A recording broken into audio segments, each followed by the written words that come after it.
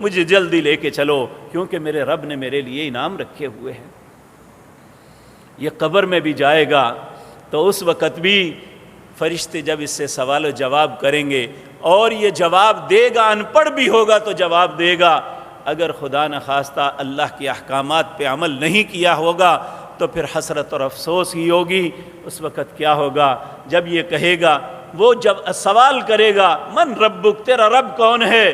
اس نے تو ساری زندگی اپنے رب کی رضا کو تلاش کیا، فوراً اس کی زبان سے نکلے گا ربی اللہ، میرا رب اللہ ہے۔ پھر پوچھا جائے گا من نبیوں کا، تیرا نبی کون ہے؟ اس نے تو ہمیشہ اپنے نبی کے طریقے پہ چلا تھا، اس نے تو اپنے نبی کی محبت میں یہ ساری دنیا کے اعمال کو ترک کر دیا تھا، اپنے نبی سے محبت کرتے ہوئے ان کے اعمال کو اپنی زندگی کا وتیرہ بنایا تھا۔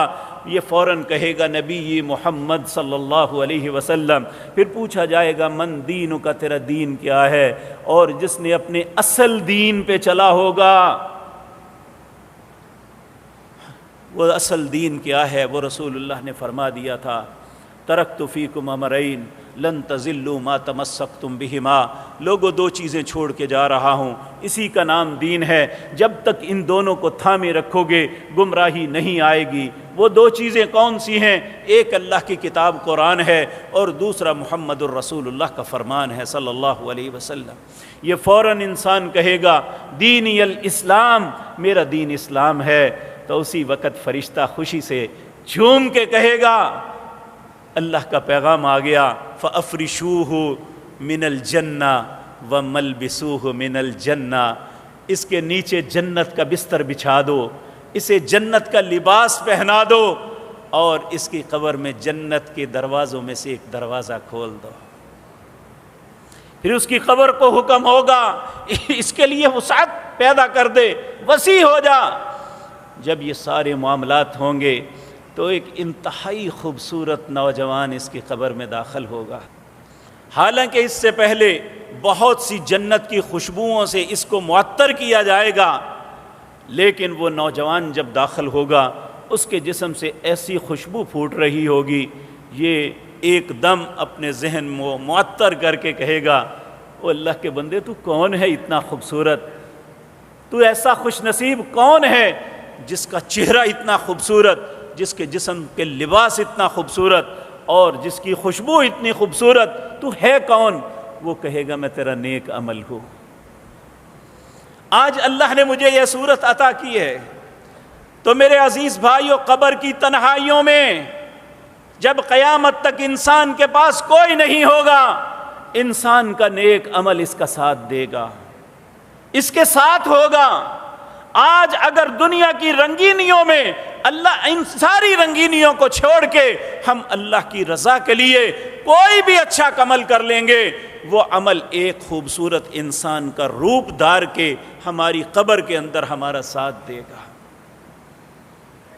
اس لیے ہر وقت ہی ہمیں اپنے رب کی رضا کو تلاش کرنا چاہیے، لیکن جب ایسے اوقات آئیں، رمضان کی راتیں آ جائیں، لیلۃ القدر کی رات آ جائے، ذی العشرہ یعنی ذی الحجہ کے پہلے 10 دن آ جائیں، تو ہمیں تو کمر کس لینی چاہیے کہ ہم اپنے رب کو راضی کر لیں، کسی طرح ہمارا رب ہم پہ راضی ہو جائے۔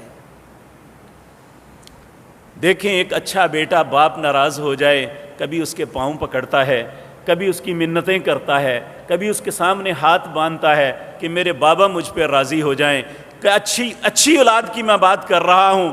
اور اچھا بیٹا یا بیٹی ماں ناراض ہو جائے تو منتیں کرتی ہے، اس لیے کہ وہ ماں باپ کے احسانات ہیں ان پہ۔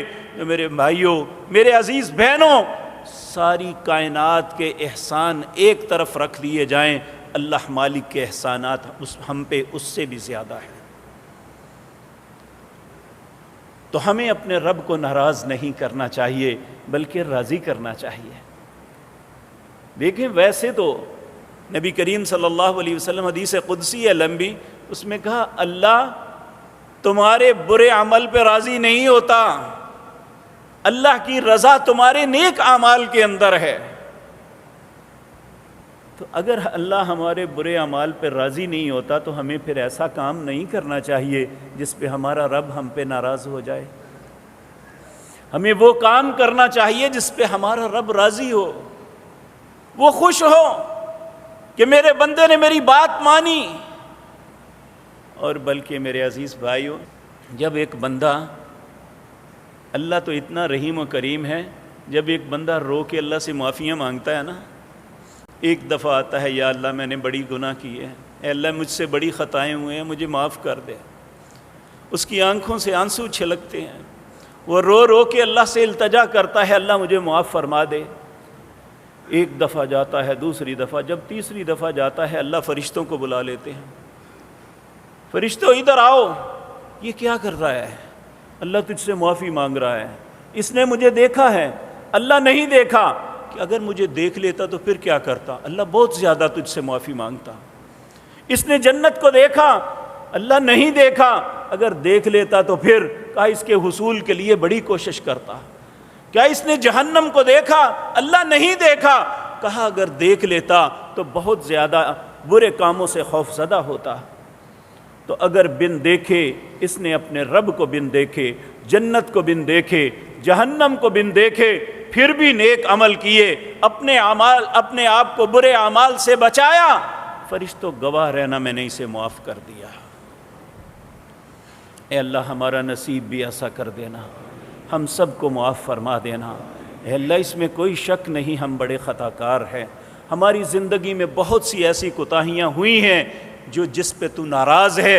اے اللہ ہم ساری خطاؤں پہ تجھ سے معافی مانگتے ہیں۔ اے اللہ ہر اس خطا کا بھی اقرار کرتے ہیں جو ہمیں یاد ہے، اور اس خطا کا بھی اقرار کرتے ہیں جو ہمیں یاد نہیں ہے۔ اے اللہ سب خطاؤں کو معاف کر دینا۔ تو میرے بھائیو، جہاں ان دنوں نیک اعمال کرنا ہے، وہاں کثرت کے ساتھ اپنی خطاؤں کی معافی بھی مانگنی ہے۔ انہی دنوں کے اندر ایک دن آتا ہے یوم العرفہ کا، 9 ذی الحج کا دن۔ نبی کریم صلی اللہ علیہ وسلم نے فرمایا پورے سال کے اندر 360 دن ہوتے ہیں، پورے سال